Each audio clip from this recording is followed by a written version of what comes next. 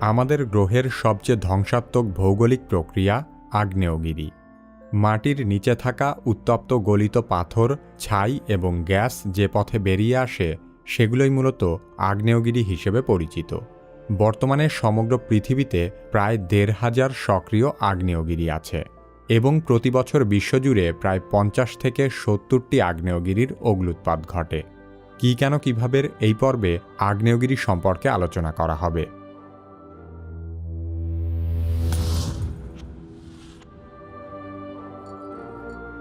আগ্নেয়গিরি হল বিশেষ ধরনের পাহাড় যার ভেতরের কোনো ফাটল বা ছিদ্রপথ দিয়ে ভূগর্ভস্থ উত্তপ্ত পদার্থ প্রবল বেগে বেরিয়ে আসে।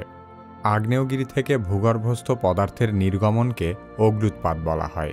আগ্নেয়গিরির যে পথ দিয়ে অগ্ন্যুৎপাত ঘটে তাকে বলে জ্বালামুখ।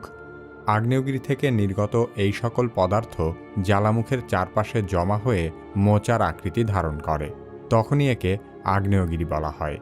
সাধারণত ভূত্বকের কোনো ফাটল কিংবা দুর্বল ছিদ্রপথের নিচে ভূগর্ভের তরল শিলার চাপ বৃদ্ধি পেলে অগ্ন্যুৎপাত ঘটে থাকে। ভূ অভ্যন্তরে জমে থাকা তরল শিলাকে বলে ম্যাগমা, আর যে তরল শিলা ভূপৃষ্ঠের বাইরে বেরিয়ে আসে তাকে বলে লাভা। এসব লাভা ১২৫০ ডিগ্রি সেলসিয়াস পর্যন্ত উত্তপ্ত হতে পারে। অনেক সময় আগ্নেয়গিরি থেকে প্রচণ্ড উত্তপ্ত ছাই এবং গ্যাসের মিশ্রণ বেরিয়ে আসে। একে বলা হয় পাইরোক্লাস্টিক ফ্লো। এসব পদার্থ ঘণ্টায় প্রায় ১৬০ কিলোমিটার গতিবেগে আগ্নেয়গিরির চারপাশে ছড়িয়ে যেতে পারে। এই প্রবাহ চলার পথে সব কিছুকে পুড়িয়ে ছাই করে দেয়। এছাড়া অগ্ন্যুৎপাতের ফলে বন্যা, সুনামি এবং ভূমিকম্পও তৈরি হতে পারে। আগ্নেয়গিরির জ্বালামুখ থেকে চারদিকে ৩২ কিলোমিটার পর্যন্ত বিপজ্জনক এলাকা হিসেবে বিবেচিত হয়। বিশ্বব্যাপী প্রায় ৩৫ কোটি লোক সরাসরি আগ্নেয়গিরির বিপদসীমার মধ্যে বসবাস করে। আগ্নেয়গিরি বিভিন্ন ধরনের হতে পারে। লাভা উদ্গীরণের উপর ভিত্তি করে আগ্নেয়গিরিকে ৩টি ভাগে ভাগ করা যায়, যেমন সক্রিয় আগ্নেয়গিরি, সুপ্ত আগ্নেয়গিরি এবং লুপ্ত আগ্নেয়গিরি। যে সকল আগ্নেয়গিরি থেকে সবসময় ধোঁয়া, ছাই, গ্যাস বা গলিত লাভা নির্গত হতে থাকে সেগুলোকে সক্রিয় আগ্নেয়গিরি বলে। সক্রিয় আগ্নেয়গিরিকে আবার ২ ভাগে ভাগ করা যায়, যেমন সবিরাম আগ্নেয়গিরি এবং অবিরাম আগ্নেয়গিরি। সবিরাম আগ্নেয়গিরিতে নির্দিষ্ট সময় পরপর অগ্ন্যুৎপাত ঘটে এবং অবিরাম আগ্নেয়গিরি থেকে প্রতিনিয়ত লাভা নির্গত হতে থাকে। হাওয়াই দ্বীপপুঞ্জে থাকা মাউনা লোয়া পৃথিবীর সবচেয়ে বড় সক্রিয় আগ্নেয়গিরি।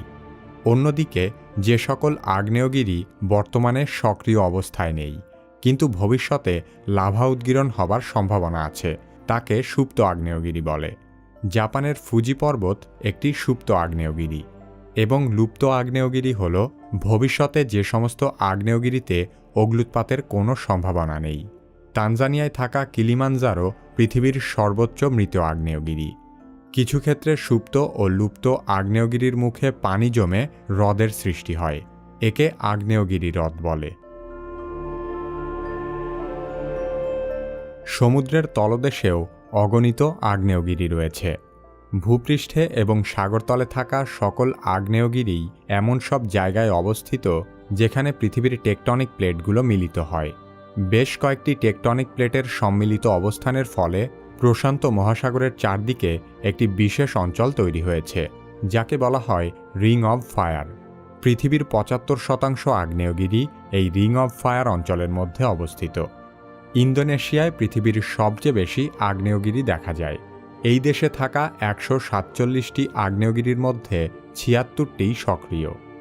আগ্নেয়গিরির অগ্ন্যুৎপাতের ফলে পৃথিবীর বহু দ্বীপ এবং দ্বীপমালার সৃষ্টি হয়েছে। এছাড়া আমাদের গ্রহের অনেক সুউচ্চ পর্বতও মূলত আগ্নেয়গিরি।